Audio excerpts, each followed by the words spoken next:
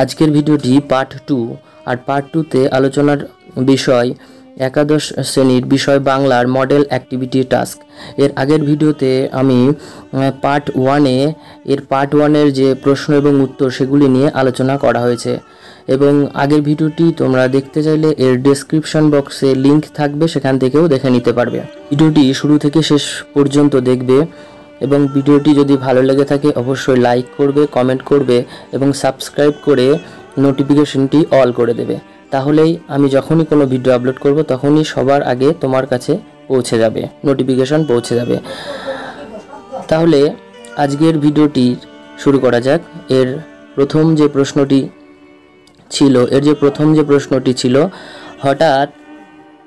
হঠাৎ একদিন তেলেনাপোতা আপনিও আবিষ্কার করতে পারেন। কোন পরিস্থিতিতে এমনটি সম্ভব বলে লেখক মনে করেছেন? এই প্রশ্নের যে উত্তর সেটি হবে তেলেনাপোতা আবিষ্কার গল্পটি কল্লোল যুগের অন্যতম কবি ও গল্পকার প্রেমেন্দ্র মিত্রের একটি সার্থক ও বলিষ্ঠ সৃষ্টি। গল্পকার তেলেনাপোতা আবিষ্কারের জন্য কিছু শর্ত রেখেছেন। শর্তগুলি নিম্নরূপ: ক, তেলেনাপোতা আবিষ্কারের জন্য শনি বা মঙ্গলবারকে বেছে নিতে হবে। খ, তেলেনাপোতা আবিষ্কারের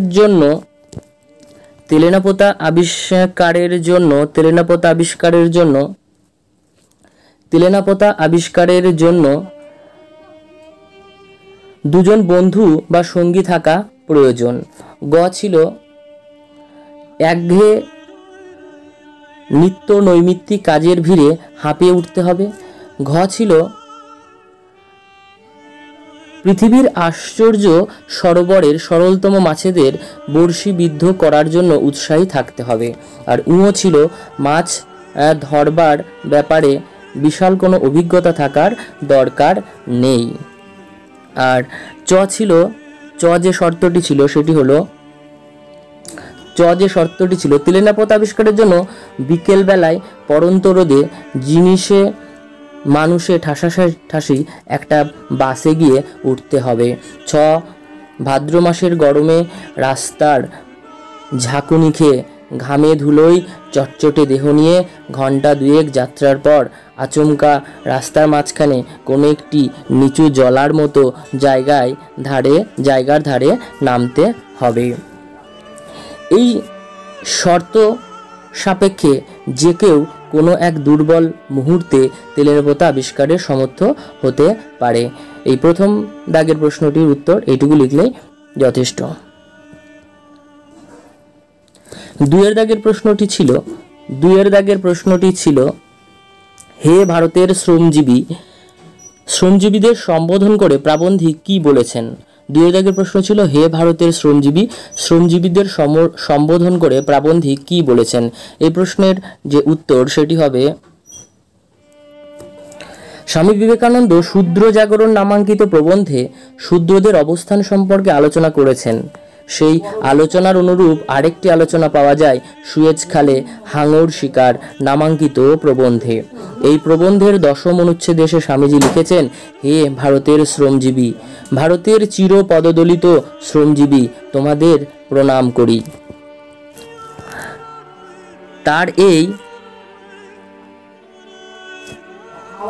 তার এই প্রণতি জ্ঞাপনের কারণ তিনি জানেন অবহেলিত অবমানিত শ্রমজীবীরাই এই ভারতবর্ষের মূল শক্তি। এরা চাষ করে, এরা তাঁত বোনে, এরা নদীতে জাল ফেলে। এদের স্বজাতি কখনো মর্যাদা দেয়নি। এরা ব্রাত্য, এরা মন্ত্রহীন। স্বামীজি মনে হয়েছে যারা চিরকাল নীরবে কাজ করে চলেছেন তাদের মর্যাদা দেওয়া হয়নি। স্বামীজি মনে হয়েছে আমাদের পূর্বপুরুষের তত্ত্বকথা লিখেছেন,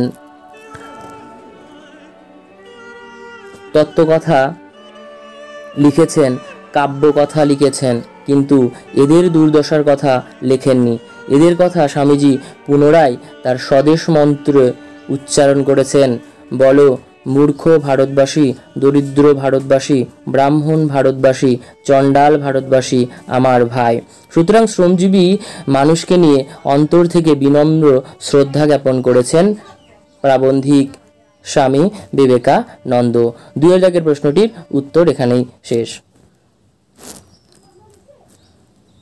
3 দাগের যে প্রশ্নটি ছিল, পড়শি যদি আমায় ছুতো, পড়শির পরিচয় দাও, তার সম্পর্কে বক্তার মধ্যে কোন লক্ষণীয় পরিবর্তন ঘটবে? 3 দাগের প্রশ্নটি ছিল, পড়শি যদি আমায় ছুতো, পড়শির পরিচয় দাও, তার স্পর্শে বক্তার মধ্যে কোন লক্ষণীয় পরিবর্তন ঘটবে? এই প্রশ্নের উত্তরটি হবে 3 দাগের প্রথম পার্টের প্রশ্নটি ছিল যে পড়শির পরিচয় দাও। পড়শির পরিচয় কি হবে? এর উত্তরটি হবে উদ্ধৃতাংশটি মানবপ্রেমিক লালন ফকিরের বাড়ির কাছে আরশিনগর নামক কবিতা থেকে গৃহীত। এখানে পড়শি বলতে কবিতার মনের মানুষ তথা ঈশ্বরকেই বুঝিয়েছেন। এখানে পড়শির পরিচয় এটুকু লিখলে যথেষ্ট। দ্বিতীয় পার্টে যে ছিল যে পড়শি যদি লালনকে ছুতো তাহলে তার কি কি পরিবর্তন হতো? পড়শি যদি লালনকে ছুতো তাহলে তার মধ্যে কি কি পরিবর্তন হতো? এই অংশের উত্তরটি হবে, পড়শি তথা পরমারাধ্য জীবন দেবতা যদি লালন ফকিরকে ছুতেন তবে তার মনের মানুষকে পাওয়া সহজ হতো। উদ্ধৃতিতে যদি শব্দটি প্রয়োগ লক্ষণীয়, যা দিয়ে কবি মনের গভীর আক্ষেপ ও দ্বন্দ্ব প্রকাশিত হয়েছে। এই পরম তিনি তার স্পর্শলাভী সাধকের উদ্দেশ্য, পরম সান্নিধ্য ও স্পর্শ দিয়ে যিনি যথার্থ সাধকের মনের খেদ, দেহের যন্ত্রণা তথা এই ভববাসের নরক যন্ত্রণা দূর করে দিতে পারেন বলে সাধক বিশ্বাস করেন। পার্থিব জীবন যন্ত্রণার অবধি নেই। ইন্দ্রিয় সুখ, বিষয় বাসনা ও বস্তুপ্রেম মানুষকে যে নৈতিক বোধ দেয়, লালন তার থেকে আত্মিক মুক্তির কথা বলেছেন। যমযাতনা হলো পার্থিব দুঃখ, শোক, যন্ত্রণা। এর থেকে মুক্তির আকাঙ্ক্ষা এখানে দোতিত।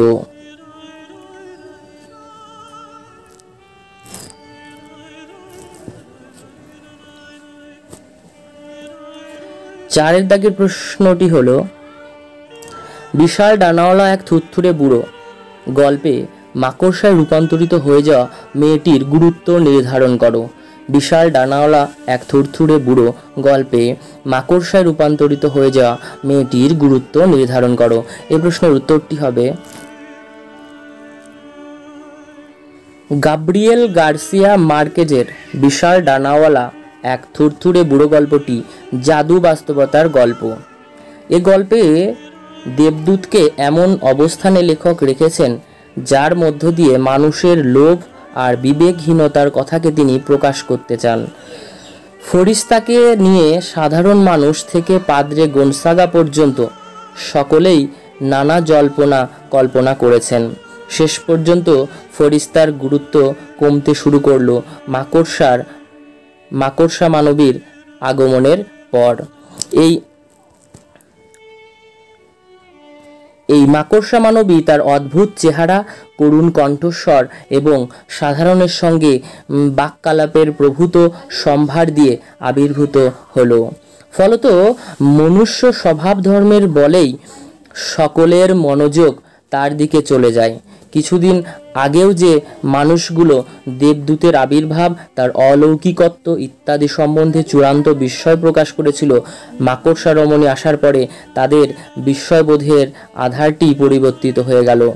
মানুষের মনোজগতের এবং অদ্ভুত আচরণ এই ঘটনার পরিলক্ষিত হয়। তা হলো মানুষের স্বভাবতই উত্তেজনাকামী, নতুনত্বের সন্ধানী। আবার এও ঠিক যে মানুষের এই প্রত্যাশিত নতুনত্ব তার মনে দীর্ঘস্থায়ী প্রভাব ফেলে না। এতে কেবল ক্ষণিকের উত্তেজনার প্রশমন ঘটে। একটি ঘটনা বা বিষয় নিয়ে কিছুদিন মেতে থাকার পর অন্য কোনো ঘটনা বা বিষয়ে তাদের উৎসাহ পরিচালিত হয়। তখন পুরনো ঘটনার প্রতি তাদের আর পূর্বের মতো আকর্ষণ বোধ থাকে না। মানব চরিত্রের এই দিকটিকে তুলে ধরার জন্যই মাকড়সা মেয়েটির উপস্থিতির প্রয়োজন হয়ে পড়েছিল। এখানে এইটুকু লিখলে পরে হয়ে যাবে। 5 দাগের প্রশ্নটি হলো, সব শিক্ষা একটি সার্কাস। শিক্ষার সার্কাস কবিতায় কিভাবে এই ধারণাটি ব্যক্ত হয়েছে? এই প্রশ্নের উত্তরটি হবে মালয়ালম ভাষার আধুনিক কবি এবং ইংরেজি ভাষায় সুপণ্ডিত আয়াপ্পা পানিকর প্রচলিত শিক্ষা ব্যবস্থার গতানুগতিকতা, ডিগ্রি কেন্দ্রিক পরীক্ষা পদ্ধতির অন্তঃসার শূন্যতা প্রত্যক্ষ করে এই শিক্ষানীতির নিষ্পেষণে শিক্ষার্থীদের কী ধরনের পরিবর্তন ঘটে তারও আভাস প্রদান করেছেন। যে দেশের প্রাচীন ইতিহাস শিক্ষা ব্যবস্থায় জ্ঞান মার্গের বিস্তৃত পরিচয় দানে সক্ষম, সেই দেশেরই আধুনিক শিক্ষা পদ্ধতি জ্ঞান নির্ভরতাকে মুখস্থ বিদ্যায় রূপায়িত করেছে।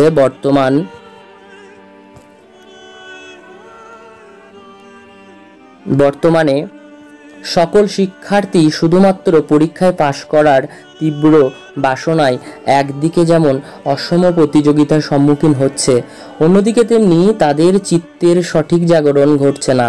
তারা কেবল পাশ নির্ভরতায় নিমজ্জমান, ডিগ্রি অর্জনই তাদের একমাত্র উদ্দেশ্য। ফলে স্বভাবতই তারা জ্ঞানবোধের অনুশীলন থেকে সরে যাচ্ছে। শ্রেণী উত্তরণের এই শিক্ষা ব্যবস্থায় শিক্ষার্থীর চিত্তবৃত্তির যথাযথ বিকাশ ঘটছে না। ফলে তারা মনোযোগ বৃদ্ধি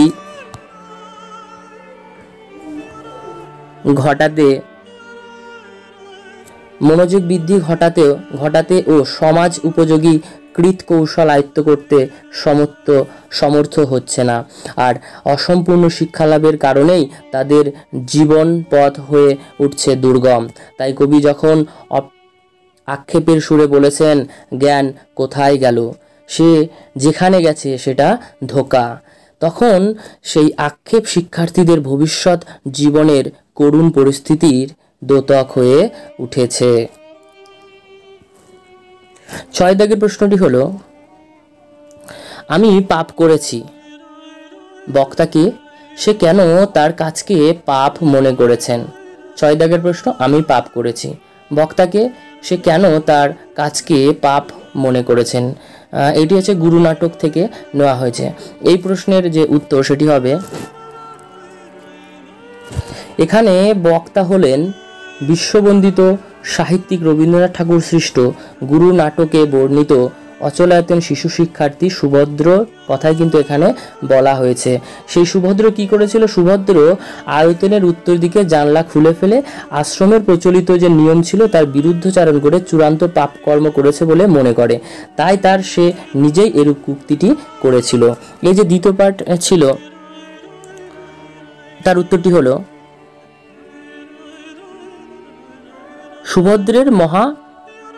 সুভদ্র এটাকে মহাপাপ মনে করেছে কেন, পাপ বলে মনে করেছে কেন? এর উত্তরটি হবে, অচলায়তনের উত্তর দিকে রয়েছে একজটা দেবীর অধিষ্ঠান, তাই উত্তর দিকে জানলা খোলা নিষিদ্ধ। অচলায়তনে শিক্ষার্থীদের মনে সংস্কার ও বিধান অনুযায়ী জানলা খুলে আলো বাতাস প্রবেশের মধ্যে ভয়ানক কিছু ঘটে যেতে পারে, তারই ধারণা বা বিশ্বাস বদ্ধমূল করা হয়েছে। কিন্তু আশ্রমের শিক্ষার্থী সুভদ্র কৌতূহলবশত সুদীর্ঘ 345 বছরের বদ্ধ জানলাটি খুলে বাইরের দৃশ্য দেখেছে এবং বাইরের হাওয়া ঢুকেছে সেই খোলা পথে, যা সুভদ্রের মহাপাপজনিত এক ভয়ানক বিধি লঙ্ঘনকৃত কাজ।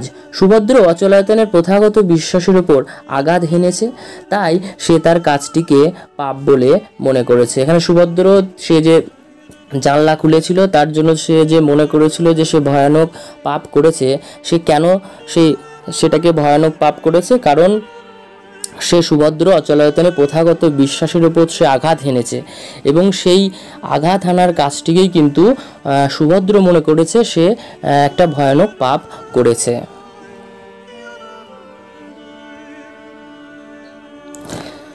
7 দাগের প্রশ্নটি হলো, বিভিন্ন বাঙালি জাতির মধ্যে নৃতাত্ত্বিক সম্পর্কের বিষয়টি ব্যাখ্যা করো। বিভিন্ন বাঙালি জাতির মধ্যে নৃতাত্ত্বিক সম্পর্কের বিষয়টি ব্যাখ্যা করো। এই প্রশ্নের উত্তরটি হবে,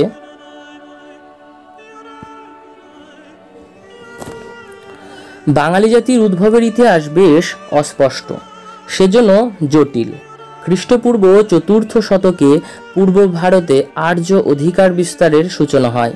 সেই সময়ে প্রত্নতাত্ত্বিক নিদর্শন এত কম যে পুরো ব্যাপারটাই অনুমান করে নিতে হয়। এখানে প্রথমে এইটুকু লিখবে, লেখার পরে এই কোটেশনটুকু নাও দিতে পারো, তারপরে তোমরা শুরু করবে হচ্ছে এখান থেকে স্টার্ট করবে, এরপরে শুরু করবে হচ্ছে এখান থেকে শুরু করবে, এখানে প্রোটো অস্ট্রেলীয় এখান থেকে শুরু করবে। তার আগে একটা পয়েন্ট করে নেবে, অনার্য গোষ্ঠী পয়েন্ট করে তারপরে এখান থেকে স্টার্ট করবে। যে এখানে কি ছিল সেটা হচ্ছে প্রোটো অস্ট্রেলীয় বা আদি অস্ট্রাল নরগোষ্ঠীর লোকেরাই যে বাংলার আদিম অধিবাসী এ বিষয়ে কোনো সন্দেহ নেই, কেননা এই নরগোষ্ঠীর লোকেরা অস্ট্রিক ভাষায় কথা বলতো। কিছু পরে আদি অস্ট্রালদের সঙ্গে ভূমধ্য নরগোষ্ঠী দ্রাবিড়রা মিলিত হয়। মূলত এই দুই জাতিগোষ্ঠীর সংমিশ্রণেই তৈরি হয় বাঙালির নৃতাত্ত্বিক বুনিয়াদ।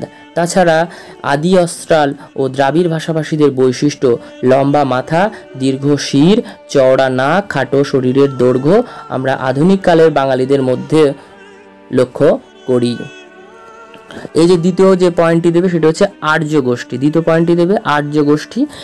এই পয়েন্টটা লিখবে, এই পয়েন্টটা লেখার পরে তারপরে এখানে স্টার্ট করবে। খ্রিস্টীয় 7ম শতকের মধ্যেই দেশের এই অঞ্চলের আর্থসামাজিক ও সাংস্কৃতিক বিষয় সম্পূর্ণ করতে পেরেছে। আর্যরা দুই ভিন্ন নরগোষ্ঠীতে বিভক্ত ছিল, ক আলপীয় আর গ নর্ডিক। এই দুই গোষ্ঠীর মধ্যে সবচেয়ে বৈশিষ্ট্যমূলক প্রভেদ হচ্ছে মাথার আকার। আলপীয়রা হ্রস্ব কপাল জাতি আর নর্ডিকরা ছিল হচ্ছে দীর্ঘ কপাল জাতি। নৃতত্ত্ববিদদের মতে জাতিগত দিক থেকে বাঙালিরা কোনো অবিমিশ্র জনগোষ্ঠী নয়, যুগ যুগ ধরে ভিন্ন রক্ত সম্পর্কযুক্ত হয়ে বাঙালি জাতির সৃষ্টি হয়েছিল। এই যে তৃতীয় এইটুকু লিখবে, আর্য গোষ্ঠীর পয়েন্টে এইটুকু লিখবে। এরপরে পরে যার একটা পয়েন্ট রয়েছে শঙ্কর জাতি বাঙালি, পরে যে পয়েন্টটি রয়েছে এই পয়েন্টটি লিখবে, শঙ্কর জাতি বাঙালি, এই পয়েন্টটুকু লিখবে। লিখে এখান থেকে স্টার্ট করবে যে নৃতাত্ত্বিক দিক থেকে বাঙালিকে শঙ্কর জাতি হিসেবে চিহ্নিত করা ভালো। আদিতে নানা কৌমভিত্তিক জাতি, পরে বৌদ্ধ, পাল ও সেন রাজাদের সময়ে মানুষেরা মিলেমিশে যায়। মিশ্র বা শঙ্কর বাঙালি জাতি 3 ধরনের: উত্তম শঙ্কর, খ মধ্যম শঙ্কর, গ অন্তজ শঙ্কর। আরও পরে অনুলোম ও প্রতিলোম বিবাহের ফলে এটি স্পষ্ট হয় বাংলার জাতিসমূহ যে নানা জাতির রক্তের মিশ্রণের ফসল তা নয়, পুনর্মিশ্রণের ফল। পার্ট 2 এর যে 7টি প্রশ্ন দেওয়া ছিল তার আলোচনা এখানে সমাপ্ত হলো। এর পরবর্তী ভিডিওতে যদি পর্ষদ এর পার্ট 3 প্রশ্ন যদি আপলোড করে তাহলে কিন্তু এর যে পার্ট 3 যে ভিডিও সেটাও কিন্তু তোমাদের সামনে প্রশ্ন এবং উত্তর সহ আলোচনা করে তুলে ধরা হবে। ভিডিওটি ভালো লাগলে পরে অবশ্যই চ্যানেলটিকে সাবস্ক্রাইব করে দাও এবং লাইক করো, কমেন্ট করো আর বন্ধুদের মধ্যে অবশ্যই শেয়ার করো।